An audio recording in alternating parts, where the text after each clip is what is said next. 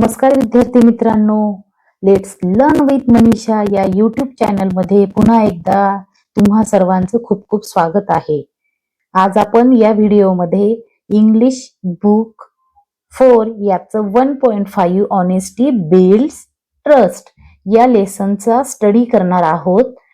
तसेच आपण हा लेसन रीड अँड डिस्कस म्हणजे वाचणार आहोत, त्याच्यावर डिस्कशन करणार आहोत. And read and repeat also म्हणजे तुम्ही वाचनाची सुद्धा प्रॅक्टिस या व्हिडिओमध्ये करणार आहात. मी वाचणार, मग माझ्या मागे तुम्ही वाचणार आहात, म्हणजे तुमची वाचनाची पण प्रॅक्टिस होणार आहे. आणि त्याच्यानंतर ह्या पाठाचा जो अर्थ आहे तो आपण याच्यामध्ये बघणार आहोत. त्यानंतर या पाठामध्ये जे काही कठीण शब्द आलेले आहेत आपण त्याचाही अभ्यास करणार आहोत. हे जे प्रश्न दिलेले आहेत काही कलेक्ट गुड थॉट्स वगैरे ते पण आपल्याला सोडवायचे आहेत. हा जो पूर्ण स्वाध्याय दिलेला आहे तो पूर्ण स्वाध्याय आपल्याला करायचा आहे. आणि फक्त स्वाध्याय करायचा नाही तर तो समजूनही घ्यायचा आहे की नक्की याचा अर्थ काय आहे, तो कशा पद्धतीने आपल्याला पूर्ण करायचा आहे. चला तर मग आपण करूयात सुरुवात आता आपल्या आजच्या लेसनला. लेसनचं नाव काय आहे सांगा सांगा सगळ्यांनी, लेसनचं नाव काय आहे बघा. Honesty builds trust. आता ऑनेस्टी म्हणजे प्रामाणिकपणा आणि ट्रस्ट म्हणजे विश्वास. तर प्रामाणिकपणा हा विश्वास संपादन करतो किंवा विश्वास वाढवतो. आणि प्रामाणिकपणा ऑनेस्टी खूप गरजेची आहे प्रत्येकाच्या आयुष्यामध्ये. म्हणून आपण नेहमी ऑनेस्ट असलं पाहिजे, म्हणजे प्रामाणिक असलं पाहिजे. आता बघा let's connect. First, how did you feel on returning a lost pencil to your classmate. तर याचा अर्थ असा आहे की जेव्हा तुम्ही तुमचा क्लासमेट म्हणजे वर्गमित्र, रिटर्निंग म्हणजे वापस करणार, आणि फील म्हणजे तुम्हाला कसं वाटणार. जेव्हा तुम्ही तुमच्या वर्गमित्राची हरवलेली पेन्सिल वापस करता तेव्हा तुम्हाला कसं वाटतं. चला सांगा सगळ्यांनी, कसं वाटतं बरं तुम्हाला, बोला. बघा याचं उत्तर आपण इंग्लिशमध्ये असं देऊ शकतो. I felt happy and proud because I was honest and help my classmate. असं आपण याचं उत्तर देऊ शकतो. म्हणजे मला खूप आनंद वाटेल आणि मी खूप स्वतःवर प्राऊड फील करेल कारण मी माझ्या मित्राची मदत केलेली आहे त्याची पेन्सिल शोधण्यासाठी. पुढचा प्रश्न आहे, did you ever dare to admit your mistakes to your parents. How.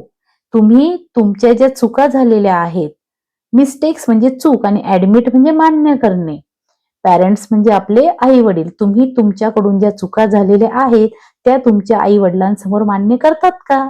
आणि हाऊ म्हणजे त्या कशा पद्धतीने मान्य करतात. चला सांगा आता प्रत्येकाने की तुम्ही तुमच्या चुका तुमच्या आई वडिलांसमोर कशा मान्य करतात. बोला लवकर सगळ्यांनी. चला बघा याचं उत्तर आपण असं देऊ शकतो. Yes, I admitted my mistake to my parents by telling them the truth and saying sorry. They appreciated my honesty and advised me not to repeat it. त्याचा अर्थ असा आहे बाळांनो, हो मी माझी जी चूक आहे मी माझ्या आई वडिलांसमोर मान्य करतो आणि त्यांना सॉरी बोलतात ना तुम्ही, सॉरी तुमच्याकडनं काही चूक झाली की, त्याच प्रकारे they appreciate my honesty and advise me not to repeat it. ते मला माझी जी ऑनेस्टी आहे, मी माझ्या प्रामाणिकपणाबद्दल किंवा मी प्रामाणिकपणे माझी चूक मान्य केली म्हणून ते मला शाबासकी देतात आणि पुन्हा अशी चूक करू नकोस असं सल्ला सुद्धा देतात. चला आपण आता हा जो लेसन आहे तो वाचूयात. मी एकदा वाचेन मग तुम्ही दुसऱ्यांदा माझ्यासोबत वाचायचा आहे आणि उच्चारांकडे नीट लक्ष द्यायचं आहे. One day, young Pawan was walking along the road near his village. While playing, he found a coin coin laying on the ground. On the ground. He was very happy. Very happy. With that coin, he thought, we could buy sweets. We could buy sweets. Pawan ran home. Pawan ran home and show the coin to his eye. To his eye. I looked at the coin, and gently asked, Pawan, is this coin yours? Is this coin yours? Pawan replied, no, I found it on the road.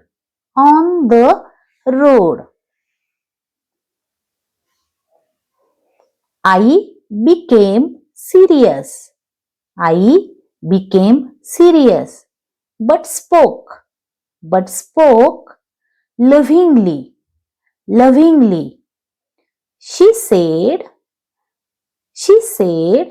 then this coin does not belong to us. Someone must have lost it. Keeping it would be wrong. Pawan felt a little sad. He really wanted to buy sweets. But I held his hand and said, being honest is more important than being happy. Just for a moment.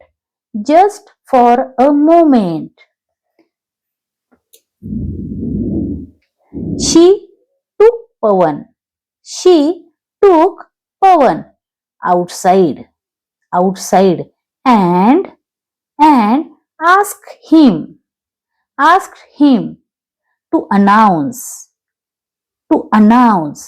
loudly that a coin had been found. After some time, a poor man came and said he had lost his only coin. I asked him a few questions and then return the coin to him.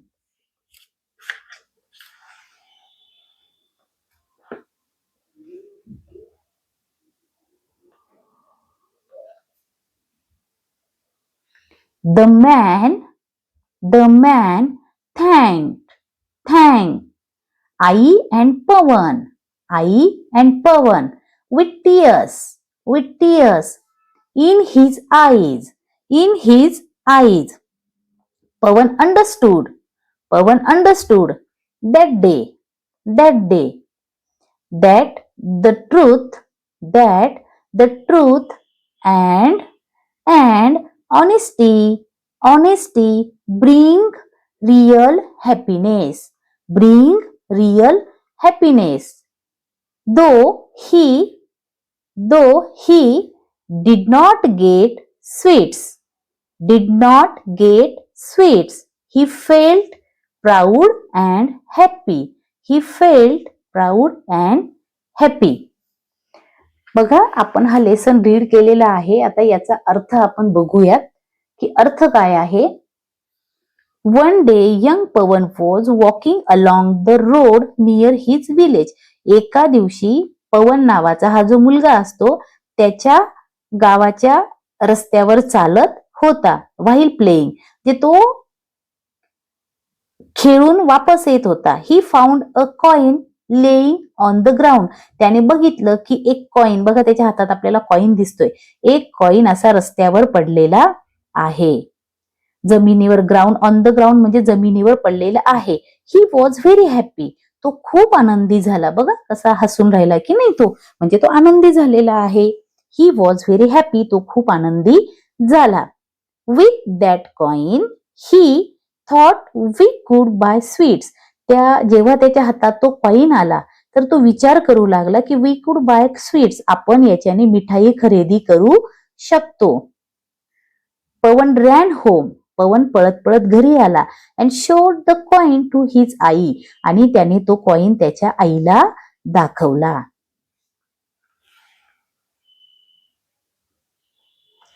I look at the coin. आईने coin कडे बघितलं. And gently asked. आणि अतिशय प्रेमाने शांततेने विचारलं, Pawan, is this coin yours? Pawan, हा coin तुझा आहे का? हा पैसा तुझा आहे का? पवन रिप्लाइड. पवनने उत्तर दिलं, नो आई. नाही आई. I found it on the road. मला हा रस्त्यावर सापडला. I became serious. आई जरा गंभीर झाली. But spoke lovingly. आणि तरीही ती प्रेमाने त्याच्याशी बोलली, प्रेमाने त्याला विचारले. She said, then this coin does not belong to us. मग ती म्हटली की जर तुला हा कॉइन रस्त्यावर पडलेला सापडला तर ह्या कॉइन आपला नाही, याच्यावर आपला काहीही अधिकार नाही. Someone must have lost it.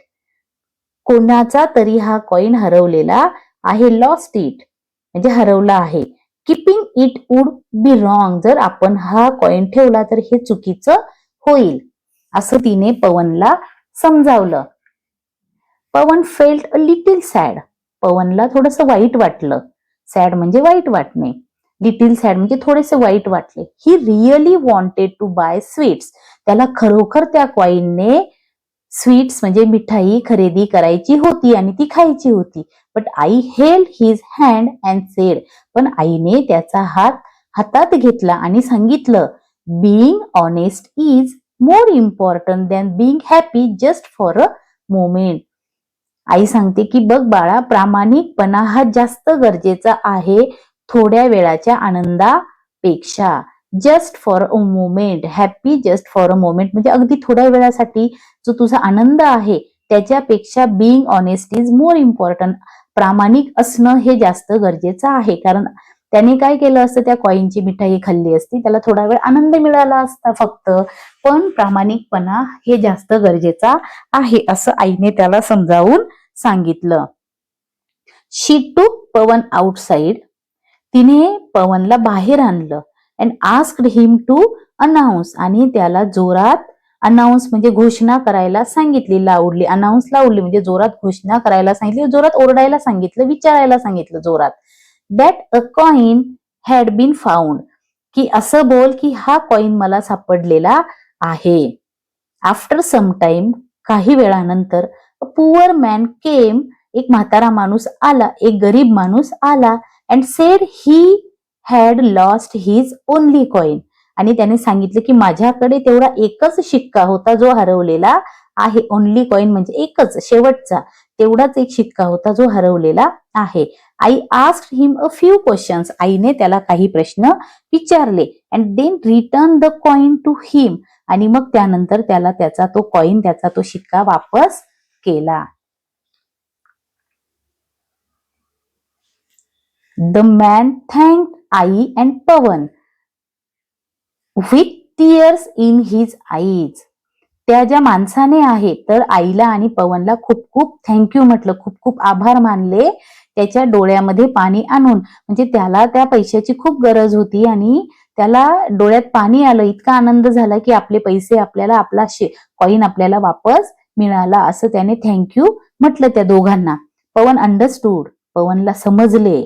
That day. त्या दिवशी पवनला समजले that the truth and honesty bring real happiness.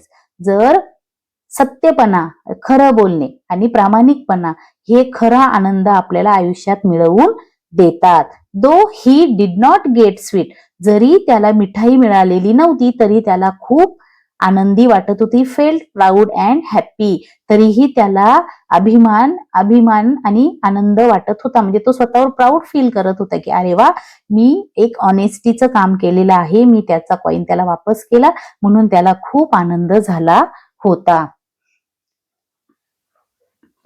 आता बघा, सी लिसन अँड रिपीट. ऐकायचं आणि माझ्या मागे बोलायचं आहे.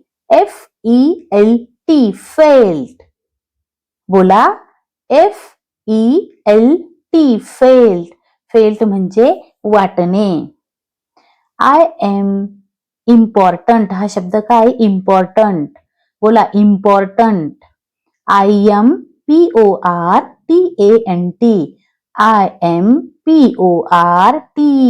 IMPORTANT. इम्पॉर्टंट म्हणजे महत्वाचा.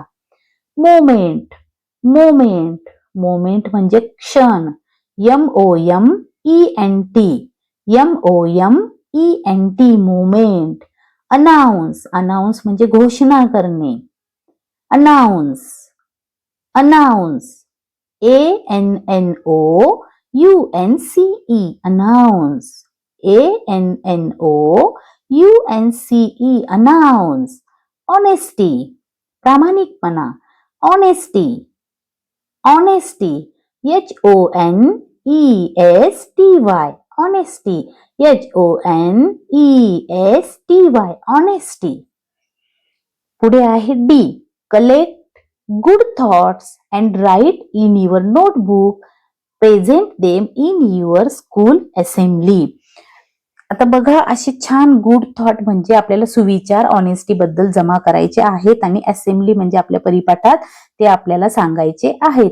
इथे एक गुड थॉट दिलेला आहे. Truth and honesty bring real happiness. म्हणजे सत्य आणि प्रामाणिकपणा आपल्या आयुष्यात खरा आनंद आणतात. असेच तुम्हाला अजून छानपैकी गुड थॉट मिळवायचे आहेत आणि ते परिपाठात सादर करायचे आहेत. आपण बघूयात बरं अजून काही गुड थॉट. बघा, कलेक्ट गुड थॉट्स. आता जो पहिला आहे तो आपण बघितला आहे. Truth and honesty bring real happiness. म्हणजे सत्यपणा आणि प्रामाणिकपणा हा आपल्या आयुष्यात खरा आनंद आणतो. 2 नंबरचा बघा, honesty is the best policy. Honesty is the best policy. पुढचा आहे 3 नंबरचा, ऑलवेज स्पीक द ट्रूथ. नेहमी खरे बोलावे. 4, kindness makes the world better. म्हणजे दयाळूपणा हा जगाला सुंदर बनवण्याचा एक मार्ग आहे. हे जे गुड थॉट्स आहेत असे अजून तुम्ही वेगळे वेगळे गुड थॉट्स मिळवायचे आहेत आणि ते तुमच्या परिपाठात सांगायचे आहेत. आता बघा पुढचा प्रश्न. Add Y to the given words to make a new word. Make a sentence using the new word.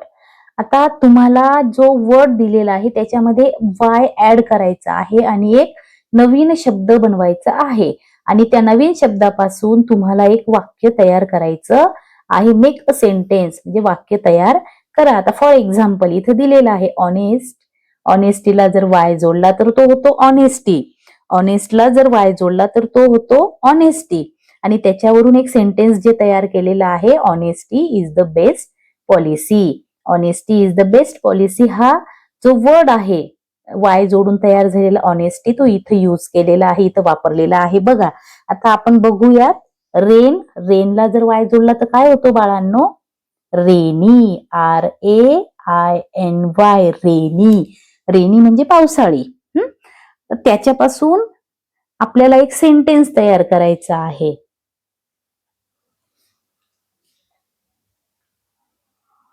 It is a rainy day. It is a rainy day असं सेंटेन्स तयार होतं. हा पावसाळी दिवस आहे किंवा आजचा पावसाळी दिवस आहे असं आपल्याला म्हणता येईल. पुढे आहे डर्ट. डर्ट, डर्टला जर वाय लावलं तर काय होईल बरं? DIRTY,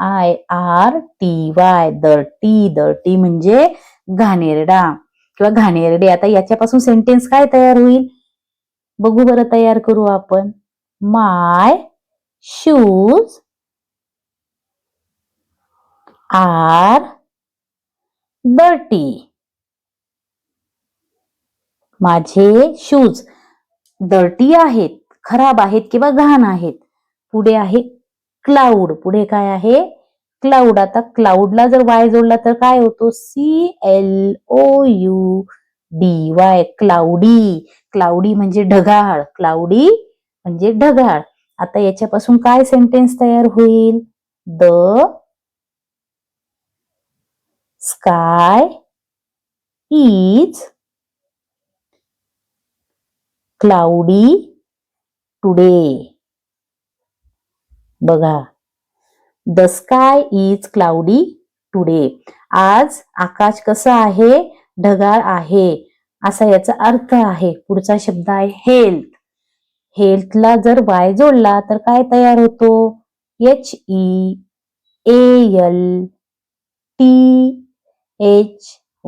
healthy. हेल्थी म्हणजे निरोगी. बघा, we should eat healthy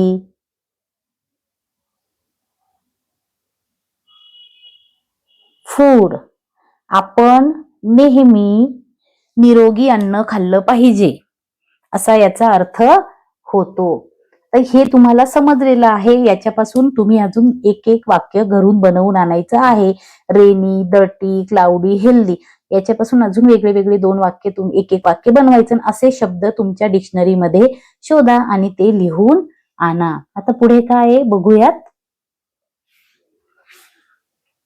true and false.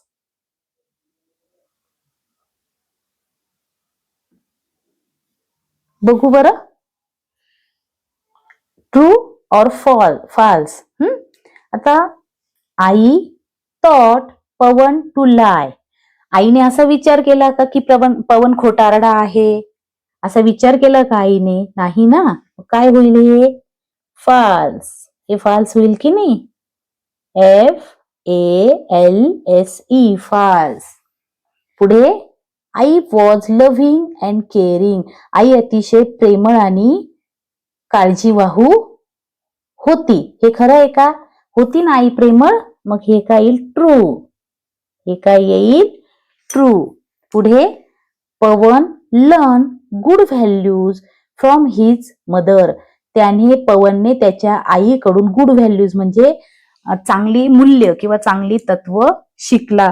True और फॉल्स? बरोबर, true. This is true sentence. आता पुढचा जो प्रश्न आहे बघा काय आहे. जी थिंक म्हणजे विचार करा. What would you do if you found money on the road. आता तुम्हाला जर रस्त्यावर पैसे सापडले तर तुम्ही काय कराल? हा विचार करा आणि सांगा. बघा, आपण इथे असंही म्हणू शकतो, I would try to find the owner and return the money. If I could not find the owner, I would give it to the police or a responsible elder. I would try to find the owner. मी त्या पैशाच्या मालकाला शोधेन, ते पैसे कोणाचे आहेत ते शोधेन आणि त्याला ते पैसे वापस करेन. If I could not find the owner, जर मी तो ओनर शोधू नाही शकलो तर मी काय करेन, I would give to the police, मी ते पोलिसांना वापस करेन, किंवा अ रिस्पॉन्सिबल एल्डर, किंवा घरातल्या किंवा बाहेरच्या एखाद्या जबाबदार मोठ्या माणसाच्या हाती ते पैसे मी देईन, असं उत्तर आपण देऊ शकतो. अजून तुम्ही तुमच्या पद्धतीने वेगळं उत्तर द्यायचं आहे आणि याचा विचार करायचा आहे. Next question. H. Read the following statement and enlist the questions that I may ask. I asked him a few questions. आता आईने त्याला काय प्रश्न विचारले असतील अजून, जर त्याला पैसे सापडले असे त्याने सांगितले तर आईने त्याला अजून काय प्रश्न विचारले असतील बरं, विचार करा तुम्ही थोडासा. बघा, questions Aai may ask. First, Pawan, is this coin yours? Pawan, हा कॉइन तुझा आहे? हा कॉइन तुझा आहे का, असा आई विचारू शकते की नाही प्रश्न त्याला. पुढे, where did you find this coin? हा कॉइन तुला कुठे सापडला? पुढे तिसरा प्रश्न आईने विचारला, did anyone loss this coin? हा कॉइन कोणाचा हरवलेला आहे का? And fourth question, what should we do with this coin? आपण ह्या कॉइन सोबत काय करू शकतो, असे आईने त्याला वेगळे वेगळे प्रश्न विचारले. अजूनही आई वेगळ्या वेगळ्या पद्धतीने त्याला प्रश्न विचारू शकते. ते तुम्ही विचार करा आणि सांगा बरं. चला बघा मित्रांनो, आज आपण ऑनेस्टी बिल्ड्स ट्रस्ट हा लेसन बघितलेला आहे. याचा पूर्ण आपण स्टडी केलेला आहे, लेसन वाचला, त्याच्यानंतर त्याचा आपण अर्थ समजून घेतला, कठीण प्रश्नांचे अर्थ समजले, त्याच्यावर आधारित प्रश्न सोडवलेले आहेत. तुम्ही असा रोजच अभ्यास करायचा आहे. आणि आजचा हा व्हिडिओ आपण इथेच संपवूया, पण थांबायचं नाही. तुम्ही अभ्यास तुमचा सुरू ठेवायचा आहे. आणि हा व्हिडिओ तुम्हाला आवडलेला असेल तर तुमच्या मित्रांना शेअर करा, त्यांनाही याचा फायदा होईल आणि सर्व मिळून एकत्र अभ्यास करूया. चला तर मग भेटूया पुढच्या व्हिडिओमध्ये. Bye bye.